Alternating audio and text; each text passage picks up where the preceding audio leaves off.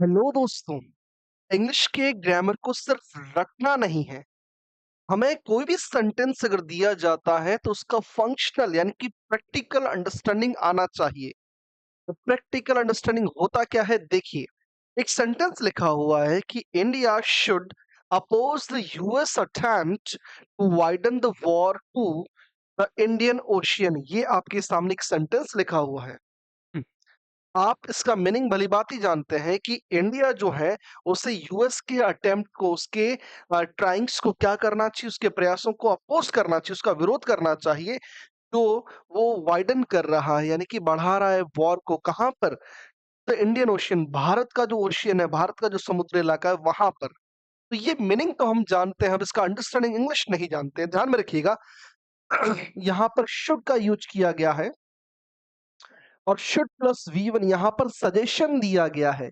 ये बता रहा है वर्ब का स्ट्रक्चर कि सेंटेंस जो है उसमें शुड का यूज है, यानी कि सजेशन है। क्लियर है?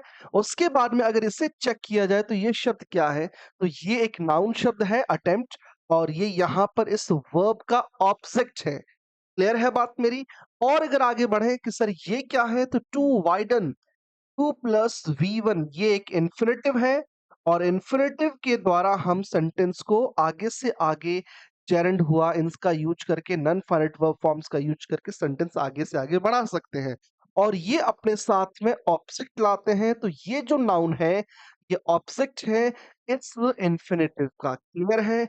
अगेन अगर इसे देखा जाए तो यहाँ पर टू प्रेपोजिशन है, और प्रेपोजिशन के बाद में आप नाउन को ऑब्जेक्ट के तौर पर रख सकते हैं। इस प्रकार से हर सेंटेंस का आपको प्रैक्टिकली उसका अंडरस्टैंडिंग आना चाहिए कि सर यहाँ पर ये वर्ब है, ये सब्जेक्ट है, ये है। और यहाँ अगर सब्जेक्ट चेक करें तो इंडिया आपका सब्जेक्ट है। क्लियर है? इस प्रकार से आप सेंटेंस को क्या कीजिए, पोस्टमार्टम करना सीखिए कि सर यहाँ पर इस प्रकार से ये सेंटेंस का स्ट्रक्चर बना है। तो आपको चीजें और ज्यादा समझ में आएगी, और वाइडली आपकी अंडरस्टैंडिंग जो है वो एक्सटेंड करेगी, बढ़ेगी।